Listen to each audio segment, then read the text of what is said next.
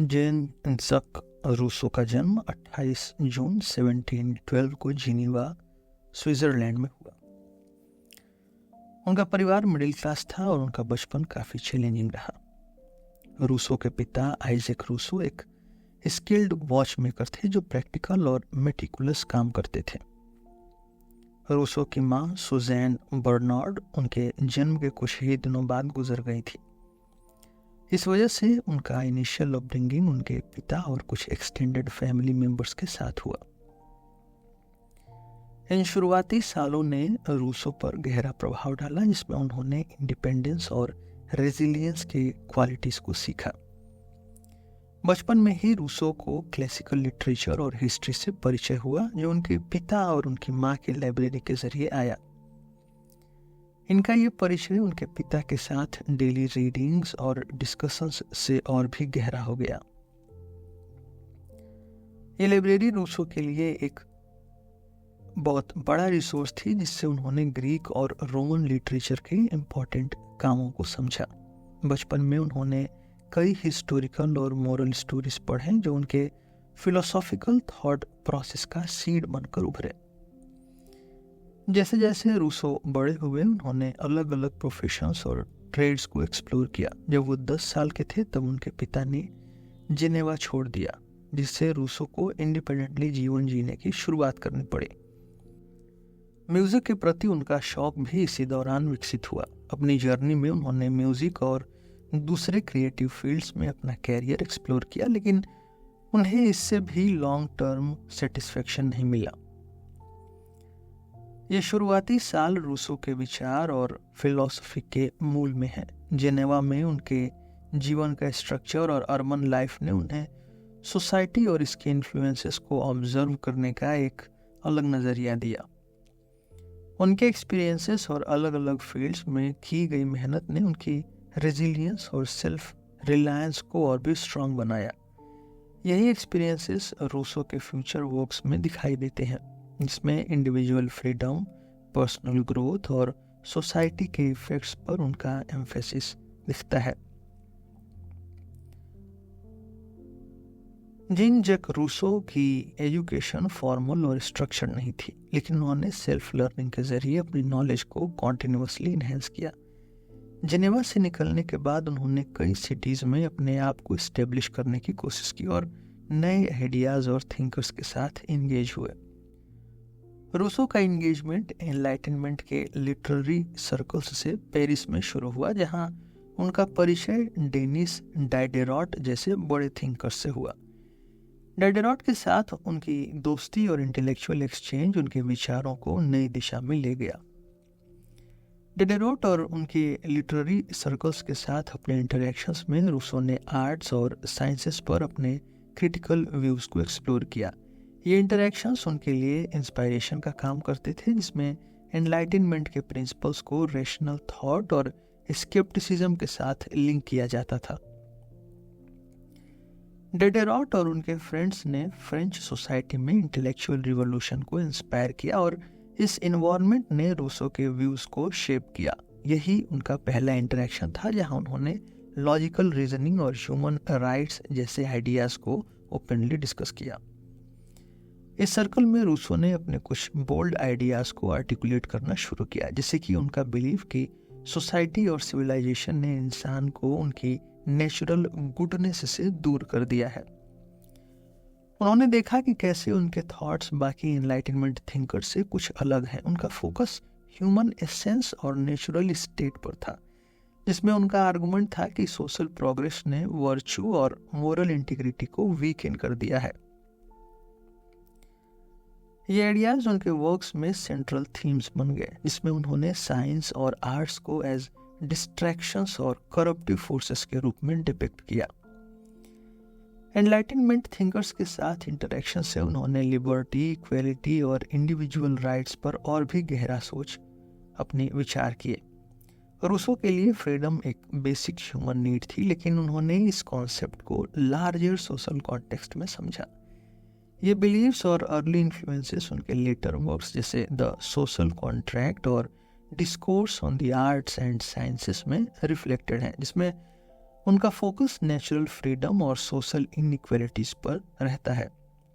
Rousseau के enlightenment thinkers के साथ ये इंटेलेक्चुअल एक्सचेंज उनके फिलोसॉफिकल आउटलुक को डिफाइन करता है, जो फ्यूचर के सोशल थियरीज में एक अलग पर्सपेक्टिव लेकर आता है। जॉन जैक रूसो का मानना था कि इंसान अपने असली रूप में यानी अपने नेचुरल स्टेट में इनहेरेंटली गुड होता है। उनके विचार में ह्यूमन नेचर का असली एसेंस काइंडनेस, एम्पैथी और सिंप्लिसिटी है, जिसमें सोसाइटी के आर्टिफिशियल स्ट्रक्चर्स के प्रभाव का कोई असर नहीं होता। रूसो का कहना था कि प्रिमिटिव मैन जो अपने नेचुरल एनवायरनमेंट में बिना किसी सोशल कंस्ट्रक्ट के जीता है, अपने इमोशंस और बिहेवियर में नेचुरली बैलेंस्ड और जस्ट होता है। रूसो ने आर्गू किया कि जैसे जैसे सिविलाइजेशन और सोशल इंस्टीट्यूशंस का विकास हुआ, इंसान अपने नेचुरल गुडनेस और सिंप्लिसिटी से दूर होता गया। उन्होंने देखा कि सोसाइटी के स्ट्रक्चर्स जैसे हायरार्की, प्राइवेट प्रॉपर्टी और कंपटीशन इंसान के नेचुरल वर्चूज को रिप्लेस कर रहे हैं और उनमें ग्रीड और जेलसी जैसे इमोशंस को जन्म दे रहे हैं। रूसो का ये बिलीफ था कि सोसाइटी इंसान की नेचर को करप्ट करती है और उनके असली सेल्फ और नेचुरल बिहेवियर के बीच एक बैरियर खड़ा कर देती है। उनके इस थॉट का असल मकसद था कि इंसान के असली नेचर को समझा जाए, जिसमें उन्होंने देखा कि अगर इंसान अपने आप को आर्टिफिशियल वैल्यूज़ और सोशल एक्सपेक्टेशन से फ्री कर दे तो वो नेचुरली पीसफुल और एम्पैथेटिक बन सकता है। रूसो के लिए इंसान के नेचुरल स्टेट में कोई दिखावा नहीं होता, उनका बिहेवियर और थॉट प्रोसेस सिंपल और प्योर होता है। उन्होंने देखा कि सोशल प्रोग्रेस और मॉडर्नाइजेशन ने इंसान के इस एसेंस को सप्रेस किया है और उन्होंने ह्यूमन रिलेशंस में आर्टिफिशियलिटी और कंपटीशन को बढ़ावा दिया है। रूसो के थॉट्स का बेस उनके ये आइडियाज थे कि एक आइडियल सोसाइटी वही होगी जो ह्यूमन नेचर की नेचुरल गुडनेस को इनकरेज करे, न कि उसको सप्रेस करे। ये व्यूज उनके लेटर वर्क्स जैसे द सोशल कॉन्ट्रैक्ट और discourse on the origin and basis of inequality में दिखता है, जिसमें वो सोसाइटी के इनइक्वालिटी और इनजस्टिस के रूट कॉजेस को समझने का प्रयास करते हैं। रूसो के लिए ह्यूमन नेचर का असली मीनिंग नेचुरल एम्पैथी और इक्वालिटी में है, जो सोसाइटी के आर्टिफिशियल डिमांड्स और प्रेशर्स के बाहर है। रूसो का नोबल सैवेज थियरी इंसान के प्रिमिटिव स्टेट और मॉडर्न सोसाइटी के बीच एक कंपैरिजन है, जिसमें उन्होंने नेचुरल गुडनेस और सोसाइटल इन्फ्लुएंस के बीच का फर्क हाईलाइट किया। नोबल सैवेज का कॉन्सेप्ट एक ऐसे इंसान को रिप्रेजेंट करता है जो सिविलाइजेशन से दूर नेचर के साथ हार्मनी में जीता है। उनका यह मानना था कि ऐसे प्रिमिटिव ह्यूमंस जो सोसाइटी के रूल्स और नॉर्म से दूर हैं, नेचुरली वर्चुअस और सेल्फ रिलायंट होते हैं। नोबल सैवेज थियरी के माध्यम से रूसो ने कहा कि इंसान की असली क्वालिटीज काइंडनेस, कंपैशन और कोऑपरेशन है, जो उनके नेचुरल स्टेट में क्लियरली दिखाई देती है, लेकिन सोसाइटी का प्रेशर और इनमें आने वाले इनइक्वालिटीज इंसान को अपनी असली आइडेंटिटी और इमोशंस से दूर ले जाते हैं। सोसाइटी के कॉम्प्लेक्स रूल्स और एक्सपेक्टेशंस इंसान के नेचर को फोर्सफुली शेप करते हैं और उनके पर्सनल फ्रीडम और सेल्फ एक्सप्रेशन को कंस्ट्रेंट कर देते हैं। रूसो के विचार में नोबल सैवेज एक ऐसे इंसान का सिंबल है जो सिंपल और सेल्फ सफिशिएंट लाइफ जीता है और जिसे सोसाइटी के वेल्थ और स्टेटस जैसे कॉन्सेप्ट्स डिस्टर्ब नहीं करते। उन्होंने देखा कि सोशल एडवांसमेंट और इकोनॉमिक प्रोग्रेस इंसान के अंदर ग्रीड और पावर स्ट्रगल्स को जन्म देते हैं, जो उनकी नेचुरल इनोसेंस और इक्वालिटी के कॉन्सेप्ट से दूर है। नोबल सैवेज थियरी इसलिए भी इम्पॉर्टेंट है क्योंकि ये इंसान के प्रिमिटिव एसेंस को अप्रिशिएट करते हुए सोसाइटी के आर्टिफिशियल डिमांड्स और वैल्यूज को क्वेश्चन करती है।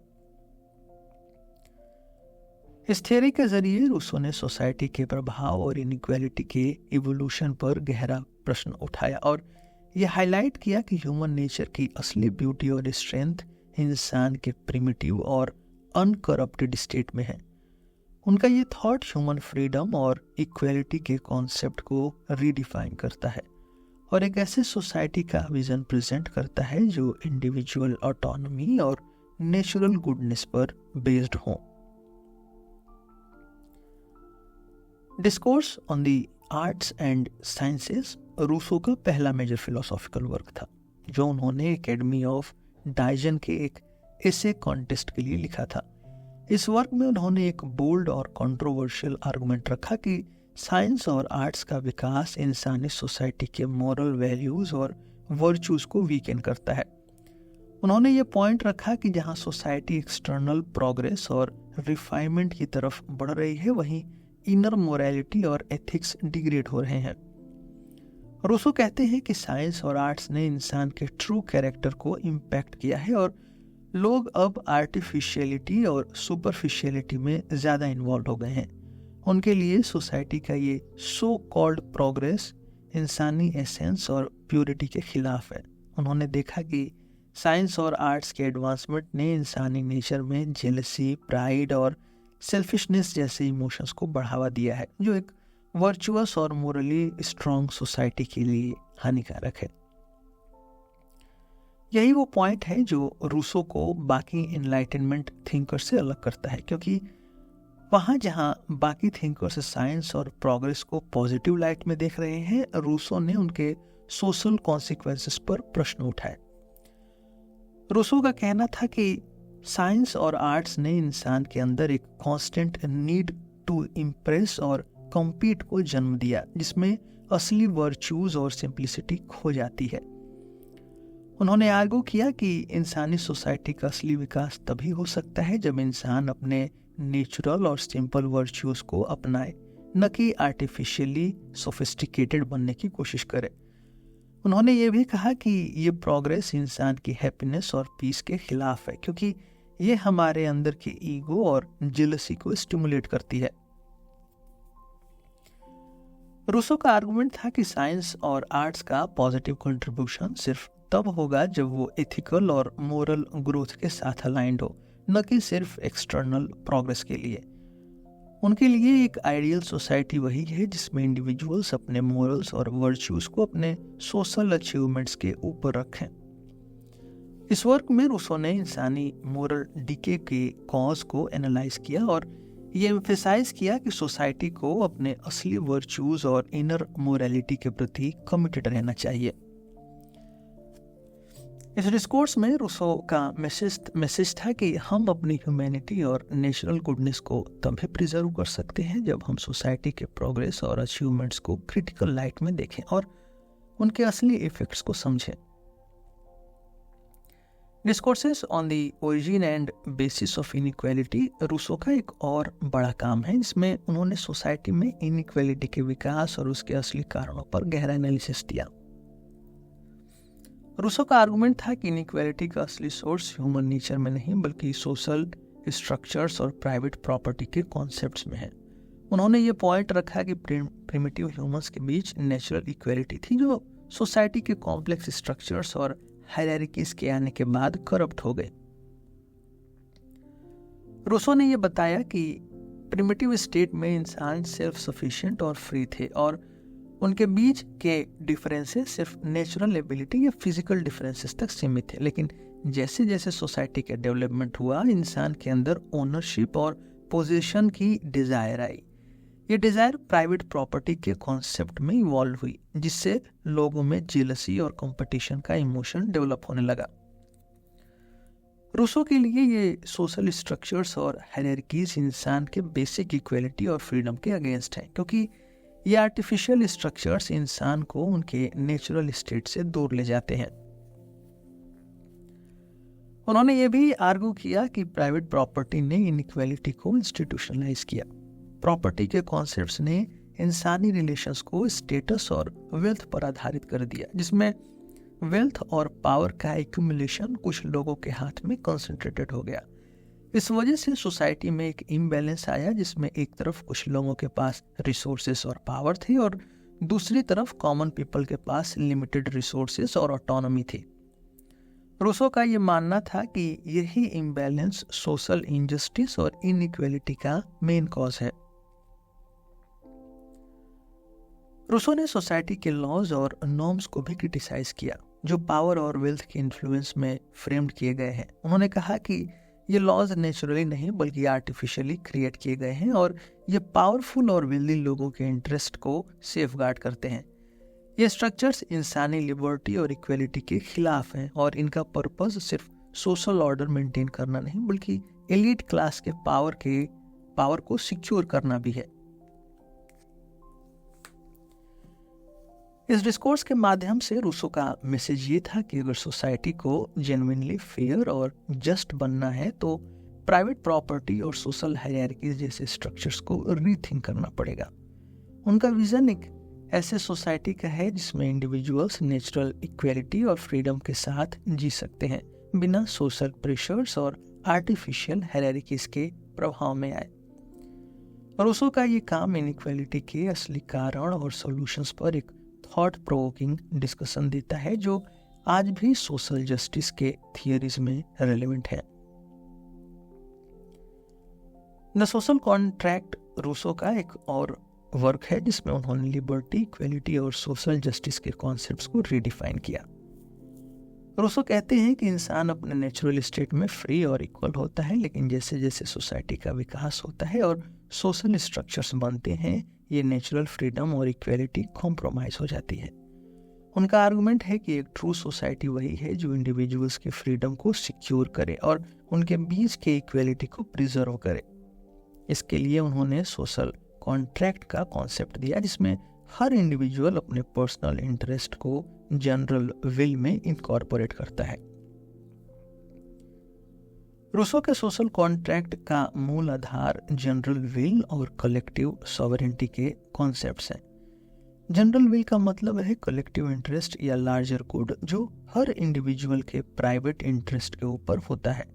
रूसो कहते हैं कि एक सोसाइटी तभी जेन्युइनली जस्ट और फेयर हो सकती है जब लोग अपने सेल्फ इंटरेस्ट से ऊपर उठकर एक लार्जर कम्युनल इंटरेस्ट के लिए कमिट करें। उनके लिए ये जनरल विल एक मोरल और पॉलिटिकल गाइडलाइन है जो सोसाइटी को ऑर्गेनाइज और गवर्न करती है। जनरल विल के कॉन्सेप्ट में रूसो ने इंडिविजुअल फ्रीडम और कलेक्टिव रिस्पॉन्सिबिलिटी के बीच एक बैलेंस क्रिएट किया है। उनका मानना था कि जब लोग अपने आप को जनरल विल के साथ अलाइन करते हैं तो वो एक सही और जस्ट सोसाइटी का हिस्सा बन जाते हैं। ये अलाइनमेंट इंडिविजुअल्स को एक ऐसे रिस्पॉन्सिबिलिटी में बाइंड करती है जो उन्हें ट्रू लिबर्टी और इक्वलिटी की तरफ ले जाते हैं। रूसो के लिए फ्रीडम का असली मतलब सिर्फ पर्सनल ऑटोनॉमी नहीं बल्कि एक शेयर्ड सोशल हार्मनी में जीना है जहां सबका वेलफेयर इक्वली इंश्योर होता है।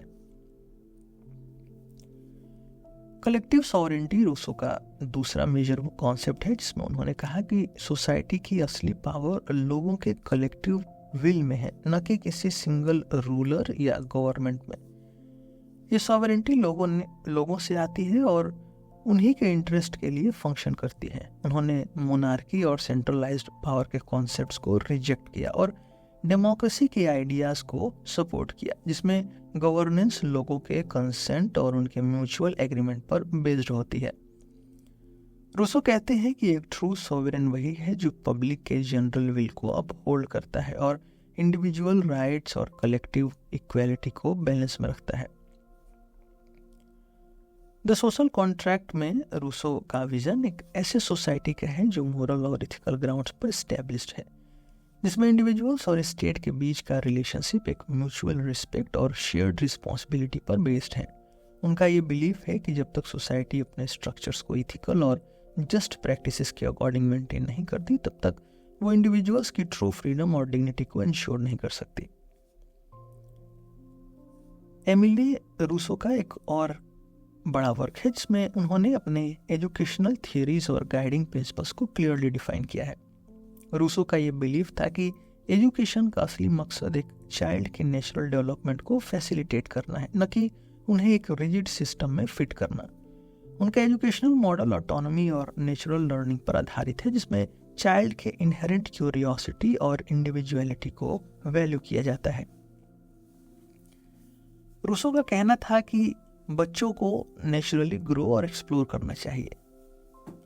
उनके हर स्टेप को आर्टिफिशियली कंट्रोल करने के बजाय एजुकेटर का रोल सिर्फ उनके नेचुरल टेंडेंसीज को गाइड और सपोर्ट करना होना चाहिए।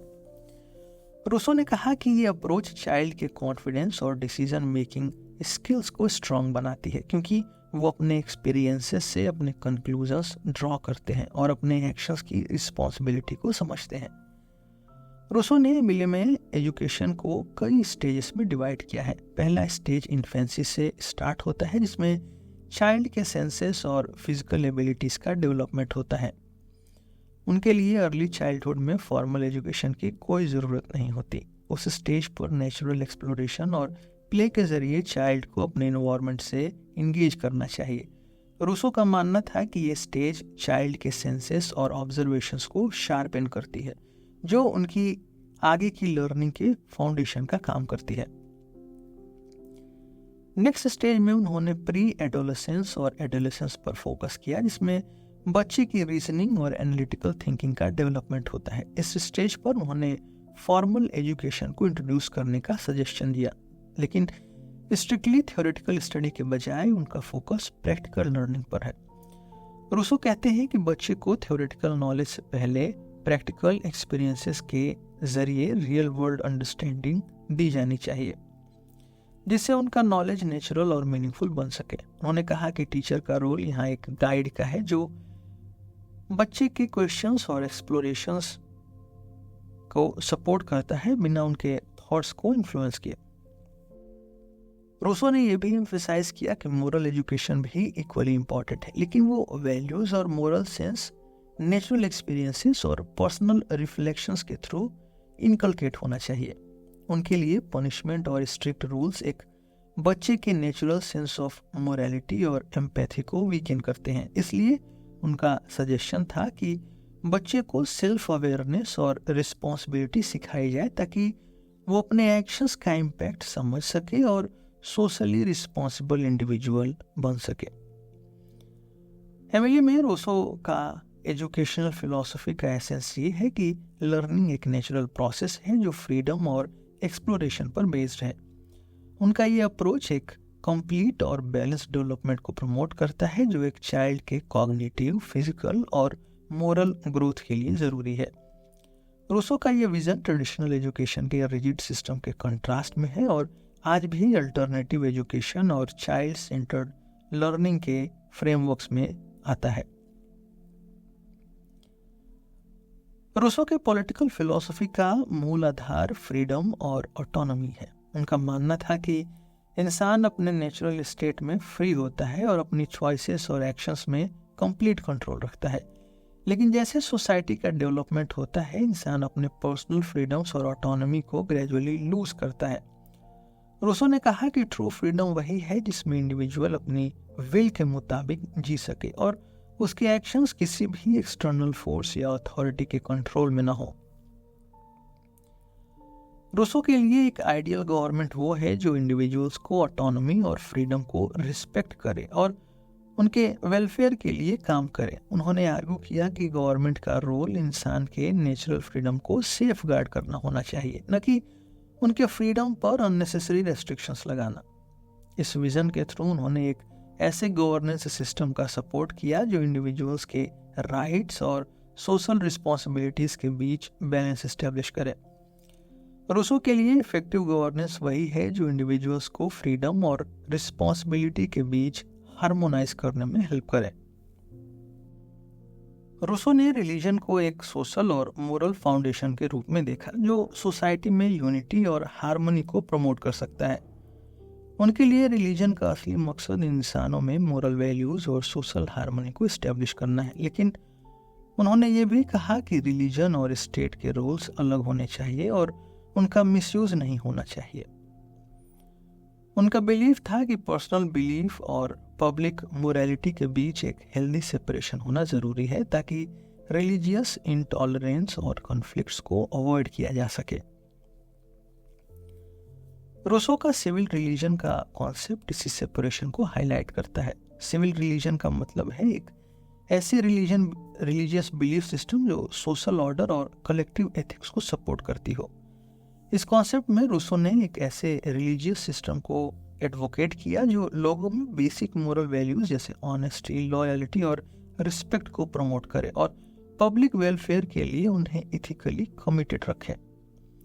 उनका कहना था कि सिविल रिलीजन सोसाइटी की यूनिटी और इंटीग्रिटी के लिए ज़रूरी है, लेकिन उसका रोल प्योरली मोरल और सोशल होना चाहिए, न कि डॉगमेटिक। रूसो का मोरालिटी और रैशनैलिटी के बीच के बैलेंस पर भी एक अलग नज़रिया था। उन्होंने कहा कि मोरालिटी इंसान के अंदर नेचुरली एग्जिस्ट करती है और ये हमारे बेसिक ह्यूमन इंस्टिंक्ट्स से लिंक्ड है, लेकिन उन्होंने ये भी माना कि रैशनैलिटी और लॉजिकल थिंकिंग मोरालिटी को एक स्ट्रक्चर्ड और प्रैक्टिकल फ्रेमवर्क में शेप कर सकती है। उनका मानना था कि मोरालिटी और रैशनैलिटी के म्यूचुअल इंटीग्रेशन से एक स्ट्रॉन्ग सोशल इथिक और इंडिविजुअल कंडक्ट का मॉडल बन सकता है। रूसो के लिए मोरालिटी सिर्फ रैशनल थिंकिंग का रिजल्ट नहीं है, ये इंसान के नेचुरल एम्पैथी और कंपैशन में भी रूटेड है, लेकिन उन्होंने रैशनैलिटी को मोरालिटी के प्रैक्टिकल एप्लीकेशन के लिए ज़रूरी माना। उनका कहना था कि रैशनल थिंकिंग मोरालिटी को इन्हेंस करती है और इंडिविजुअल्स को इथिकली अवेयर और सोशली रिस्पॉन्सिबल डिसीजंस लेने में मदद करती है। इस अप्रोच के थ्रू उन्होंने मोरालिटी और रैशनैलिटी के बीच एक डायनामिक रिलेशनशिप का मॉडल प्रपोज किया, जिसमें दोनों क्वालिटीज एक दूसरे को सपोर्ट और बैलेंस करते हैं। रूसो ने आर्ग्यू किया कि एक सोसाइटी में इथिकल कंडक्ट तभी स्टैब्लिश हो सकता है जब इंडिविजुअल्स अपने मोरल वैल्यूज को रैशनल पर्सपेक्टिव्स के साथ हार्मोनाइज करें। उनके विचार में रैशनैलिटी मोरालिटी के प्रैक्टिकल एस्पेक्ट्स को मजबूत करती है और इंसान को अपने एक्शंस के रियल इम्पैक्ट को समझने में मदद करती है। ये बैलेंस सोशल एथिक्स के साथ साथ इंडिविजुअल बिहेवियर को भी रेगुलेट करता है, जो एक रिस्पॉन्सिबल और बैलेंस्ड सोसाइटी के लिए जरूरी है। रूसो का इंडिविजुअलिज्म और सेल्फ एक्सप्रेशन पर फोकस उनके रोमांटिक विजन का एक और कोर एस्पेक्ट है। उनका बिलीफ था कि इंसान का असली ग्रोथ और फुलफिलमेंट तभी पॉसिबल है जब वो अपने यूनिक आइडेंटिटी और पर्सनल क्रिएटिविटी को फ्रीली एक्सप्रेस कर सके। रूसो के लिए सेल्फ एक्सप्रेशन इंसान के ट्रू इंडिविजुअलिटी और क्रिएटिविटी का रिफ्लेक्शन है, जो किसी भी स्ट्रक्चर्ड या कन्फर्मिंग सोसाइटी में पॉसिबल नहीं हो सकता। उन्होंने कहा कि इंसान का जीवन उसके ओन क्रिएटिविटी और पर्सनल चॉइसेस के मैनिफेस्टेशंस होने चाहिए, न कि सोसाइटी के इम्पोज्ड नॉर्म्स और एक्सपेक्टेशंस। रूसो का आर्गुमेंट था कि एक हेल्दी सोसाइटी वो है जो इंडिविजुअल्स के क्रिएटिव फ्रीडम और पर्सनल एक्सप्रेशन को सपोर्ट करे। उन्होंने देखा कि जब इंसान अपनी आइडेंटिटी और क्रिएटिविटी को रेस्ट्रिक्ट करता है या उससे कॉम्प्रोमाइज करता है तो वो इनर डिससेटिस्फेक्शन और एलिनेशन फील करता है। उनका यह मानना था कि इंडिविजुअल्स को अपने अंदर की क्रिएटिविटी और सेल्फ एक्सप्रेशन को नर्चर करना चाहिए और अपने चॉइसेस और थॉट्स को फ्रीली एक्सप्रेस करने का मौका देना चाहिए, जो उनके साइकोलॉजिकल और इमोशनल वेलबींग के लिए जरूरी हैं। रूसो के इंडिविजुअलिज्म और सेल्फ एक्सप्रेशन के आइडियाज ने बाद के रोमांटिसिज्म मूवमेंट्स में डीपली इन्फ्लुएंस किया। रोमांटिसिज्म में क्रिएटिविटी, पर्सनल इमोशंस और इंडिविजुअल एक्सपीरियंसेस को सेंटर स्टेज पर रखा गया, जो रूसो के थॉट्स का एक्सटेंशन लगता है। उनका ये विचार था कि इंसान के अंदर जो इंडिविजुअलिटी और क्रिएटिव पोटेंशियल है वो नेचुरली नेचर और फ्रीडम के साथ अलाइन करता है, और जब इंसान उस फ्रीडम को महसूस करता है तभी वो अपने लाइफ का रियल मीनिंग और पर्पस को ढूंढ पाता है। जॉन जैक रूसो का इन्फ्लुएंस आने वाले कई थिंकर्स और रिवोल्यूशनरी मूवमेंट्स पर दिखाई देता है, जिसमें बड़े नाम हैं जॉन लॉक, इमैनुअल कांट और फ्रेंच रिवॉल्यूशन। रूसो के फ्रीडम और इक्वलिटी के कॉन्सेप्ट्स ने इन मूवमेंट्स और थिंकर्स को डीपली इंस्पायर किया और उनके आइडियल्स को एक नई डेप्थ और मीनिंग दी।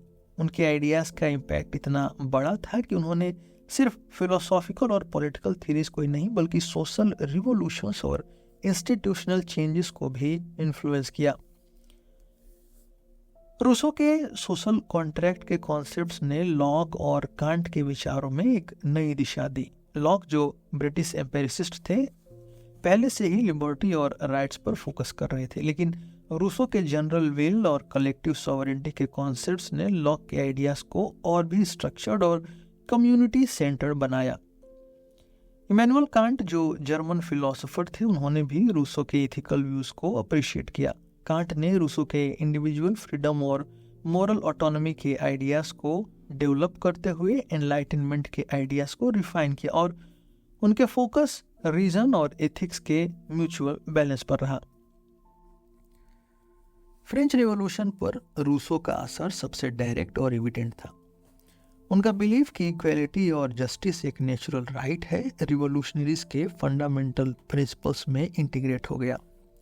लिबर्टी, इक्वेलिटी, फ्रेटर्निटी जैसे स्लोगन्स और उनका पूरा कॉन्सेप्ट फ्रेंच रिवॉल्यूशन के आइडियल्स को सपोर्ट करते हैं, जो डायरेक्टली रूसो के कॉन्सेप्ट्स पर बेस्ड है। उनका एम्फेसिस कि गवर्नमेंट लोगों के वेलफेयर के लिए फंक्शन करे और सोसाइटी में इक्वल अपॉर्चुनिटीज हो, इस विचार ने रिवॉल्यूशनरी लीडर्स को इंस्पायर करने में बहुत मदद की। रूसो के वर्ड्स ने इस मूवमेंट्स में एक फिलोसॉफिकल फाउंडेशन प्रोवाइड किया, जो सोसाइटी के स्ट्रक्चर को रीथिंक करने और एरिस्टोक्रेसी के डोमिनेशन को चैलेंज करने में मददगार रहा।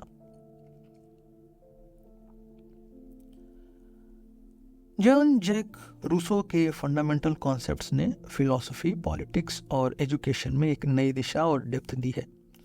उनके काम का कोर थीम फ्रीडम और इक्वेलिटी पर बेस्ड है, जिसमें उन्होंने इंडिविजुअल्स के नेचुरल राइट्स और ह्यूमन नेचर के असली एसेंस को हाईलाइट किया। रूसो का बिलीफ था कि इंसान अपने नेचुरल स्टेट में इनहेरेंटली गुड होता है और सोसाइटी के आर्टिफिशियल कंस्ट्रेंट्स और हायरार्कीज इस नेचुरल गुडनेस को करप्ट करती हैं।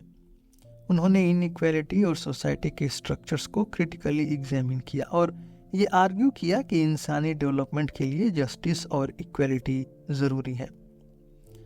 जनरल विल का कॉन्सेप्ट रूसो के पॉलिटिकल थॉट में सेंट्रल रहा।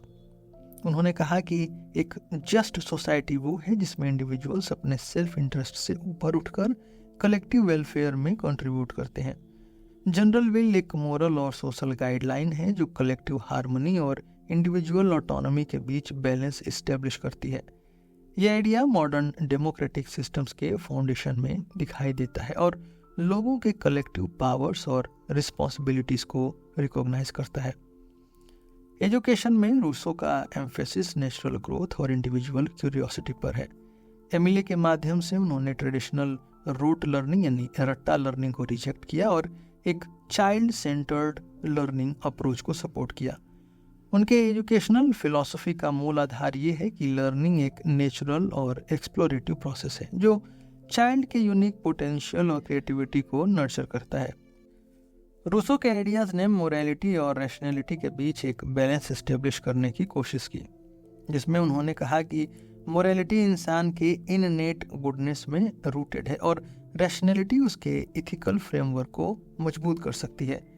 सिविल रिलीजन का कॉन्सेप्ट भी उनके थॉट प्रोसेस में दिखता है, जिसमें उन्होंने रिलीजन को एक सोशली कंस्ट्रक्टिव और इंक्लूसिव रोल में देखा।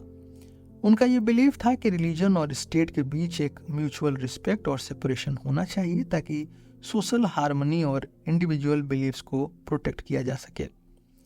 इन कोर आइडियाज के जरिए रूसो का विजन एक ऐसे सोसाइटी का है जो फ्रीडम, इक्वालिटी और मोरल इंटीग्रिटी को सेलिब्रेट करती है और इंसान के असली पोटेंशियल को रिकॉग्नाइज और रिस्पेक्ट करती है।